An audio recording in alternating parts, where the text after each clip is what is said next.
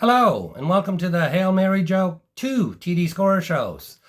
Yes, my name's Jose. I'm your host. I'd like to talk to you about week 1 of the NFL season, the first Sunday of the year. And we have 15 games on the docket, 14 on Sunday, 1 on Monday. I've took them list of 15 players that I picked, one for each game. I've divided them into 5 players, 3 tickets of 5 players. I did the singles at 50 cents. I did the doubles at 50 cents, and I did the triples at 50 cents. I didn't touch the quadruples or the 5, all 5. That's me, okay? This is not financial advice, okay? But I can only tell you what I am doing, and this is what I am doing. Okay, so I've got 15 players based on 3 tickets as single bets. I've got 30 double bets. That's 10 off each 5 players. And I've got 30 triple bets. That's 10 off each 5 players. So 5-player tickets gonna have actually 25 bets to it. Okay, there's 5 singles, there's 10 doubles, 10 triples. So my 15 players have a total of 75 bets. Okay, that's I've got 15 singles, I've got 30 doubles and 30 triples. Total of 75. Total money spent $37.50. That's it. That's all. Out of my $100 budget, I'm down $3 from Thursday night.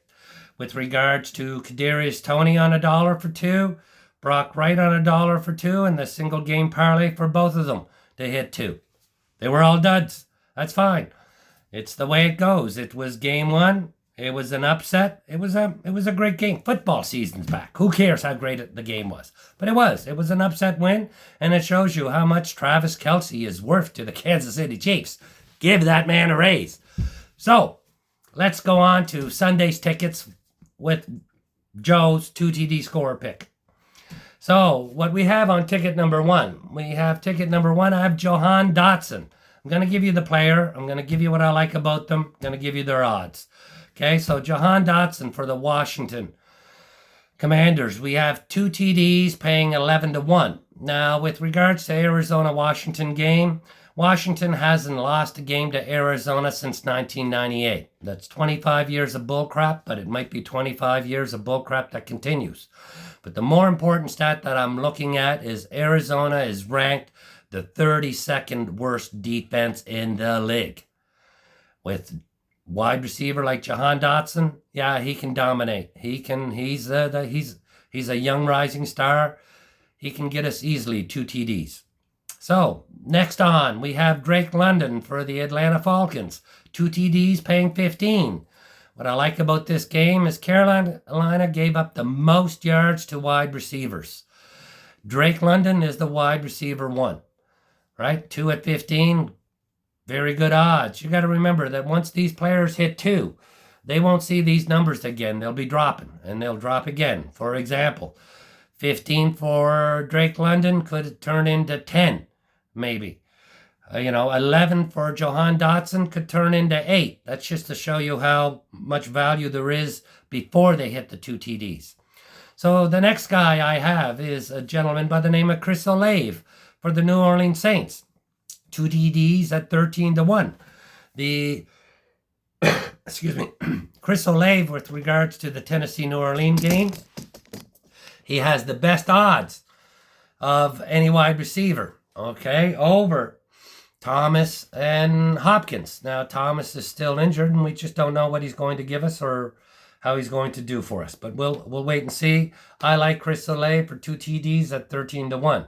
My big guy for the week is Adam Trotman. 2 TDs for the Denver Broncos at 56-1. Okay, so Las Vegas to Denver, he's a big red zone target. There's going to be no Jerry Jeudy. LVR is not a great defense. Right there, he's going to get some looks. He's done it in the past. He can do it again in the future. So I like Trotman. Yes, I know they have another tight end one, Duluth, that's pretty good, but I'm sticking with Trotman this week. He's going to get the chances. The last guy I have on ticket number 1 is David Njoku. David Njoku for Cleveland Browns, 2 TDs at 26 to 1. He is the TE1 and wide receiver 2 on this lineup behind Amari Cooper for as wide receiver 1. Cleveland has won the last 5 games against Cincinnati. It's going to be a close game, tight game, and it's going to show some red zone targets for David Njoku. He'll have the opportunities. And with this tight, close-knit game, yeah, Amari Cooper may get number 1 looks, which then leads Njoku to get open and score a couple of TDs for us. As for ticket number 2 has returning star Odell Beckham Jr. for Baltimore for 2 TDs at 19 to 1. You know, the Baltimore is 43-0 when they're double-digit favorites. Beckham will ball. What can I tell you? He will ball. He will get red zone targets. He's going to get targets, period. Jay Flowers or, the other guy, name escapes Bateman right now. Are they going to be wide receiver 1s? We don't know. We know what Bateman is. He's a speed guy, but Beckham is too. Beckham may not have the same speed, but Beckham has more experience. Jay Flowers is the rookie. Let's wait and see. This is the first game for him. Let's just wait and see how he does. So then, all of a sudden, I have Evan Ingram for Jacksonville, 2 TDs at 19 to 1. Jacksonville, it's a divisional game. Evan Ingram had a good ending to the season between him and Trevor Lawrence. I expect them to build up on that. I expect them to get looks and have an opportunity. So then we go to TJ Hawkinson for Minnesota, 2 TDs at 13 to 1. Tampa is one of the worst defensive teams this year. They rank in the bottom 5. Tampa gave up 9 TDs to tight ends last year. Hawkinson will feast with wide receiver Jefferson getting all the looks and Addison. So you know what? He's got a big red zone target. They expect him to score. They traded him to score. That's what they want him. They want him to be the red zone threat. He's going to be, and he's going to get the opportunity. The next guy is Noah Fant. Seattle Seahawks, 2 TDs, 26 to 1. With regards to the Raiders in Seattle, with regard to the Rams and Seattle, the Rams rank one of the 3 worst defenses, even with Aaron Donald there. Also, he's a big red zone target. Noah Fant, he's huge, 6'6" or something, and he's done it. He's been able to catch TD passes in the past, and he'll do it in the future. He will be there. Yes, they have Disley there that's been there forever, but Noah Fant, I just think, is the bigger guy that has a bit more speed that can get open. And the last guy I have on ticket number 2 is Gerald Everett for the Chargers, 2 TDs at 21 to 1. So, with regards to Miami and the LA Chargers, Miami's back end is the worst part of their defense. So, it's the weakest. I shouldn't say the worst. It's just the weakest. Chargers are a passing team. Chargers are going to pass. I know they have Austin Eckler there, the big runner and everything else, but Austin Eckler catches a lot of balls too. So at the end of the day, I do suspect that they'll be passing first, running second, which then gives an opportunity for Gerald Everett as the tight end 1 in the group. So that's ticket number 2. Now we're on to ticket number 3. So here we go. I'm going to go with my first guy last, just because I want to give you an explanation a bit about it. So we'll go with Pat Freeman for Pittsburgh Penguins. Wow. Where's that come from? From Pittsburgh Steelers for 2 TDs at 31 to 1. Okay, now with regards to the San Francisco-Pittsburgh game, 2 great defenses. Great run defense from San Francisco. Pittsburgh is 3-0 in their last 3 years at game number 1. San Francisco is 0-3 in their last 3 years at game number 1. So, that's against the spread. I expect a close game. I expect it to be tight. I expect them.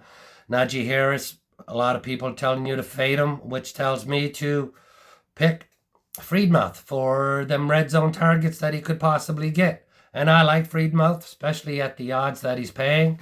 31 to 1 for a tight end 1. Great money, great opportunity, great chance. Let's cash this one in, boys. Let's go. And also, I have on Dawson Knox for Buffalo against the New York Jets. Buffalo Jets going to be a great game. It's going to be tight. Dawson Knox has done it in the past and is going to do it in the future, even with Kincaid there. Knox is going to get some looks within the red zone. No ifs, ands, or buts. So we have that. I have a Hunter Henry with regards to the Philadelphia New England game. Yes, big defense and so forth. We're not sure about Mac Jones. We think that he could be out. We also have Henry's got us 2 TDs in the past. If the backup QB's playing, whether it's Zappa or the other guy, who knows? He's going to get looks. He's going to be the security blanket in the red zone. He's going to get opportunities. It's just going to work out that way. And then the second last guy I have is Jake Ferguson between Dallas and the Giants. Divisional game, tight. Dak Prescott has beat the Giants 10 games in a row. Jake Ferguson, he is relieving the old... oh, God, I can't even think of his name now. They traded him, so Jake Ferguson's now tight end number 1. Dave Schultz, that's who they traded away. I like Ferguson. I think he's got some speed, got talented hands, and he's going to get an opportunity within the red zone, especially with the Giants trying to stop the run with Pollard and so forth, which is going to dink and dunk to him like they did with Schultz all the time. So, yeah, I like that. The last guy I have is Luke Musgrave, Green Bay Packers, 2 TDs. I am a Green Bay Packer fan. I'm going to tell it to you the way that it is. Yes, is it a homer pick? No. And the reason why I say not is Christian Watson is out. Jordan Love is an unknown. Luke Musgrave is tight end 1. Could be wide receiver 2 in this particular case between Watson being out and then, Romeo Doubs being maybe limited and so forth. As for the Packers defense is better than the Chicago defense. The biggest threat that they have, Chicago, is Justin Fields running it in. It could be the Justin Fields show. I didn't like the numbers on him. So at the end of the day, I'm going to go with the unknown rookie. Okay, and I say he's not a rookie, but his unknown first start, official start, the Jordan era, and the new tight end. That's the way I'm going to do it. That's the way I see it. That's the way I'm planning it. So please enjoy the game Sundays. Gamble responsible, please, and have fun. Enjoy the games. I am. I'm going to enjoy it. I can't wait. It's Christmas in September for me. Please have fun. Enjoy the games. Bet responsibly. And Thursday we'll be back for the preview. I'll send little highlights on any winning tickets that I have on Twitter and so forth. Little updates, but check for the big preview show next Thursday along with Thursday's SGP and the players that I have. Have a great day. Enjoy. All the best.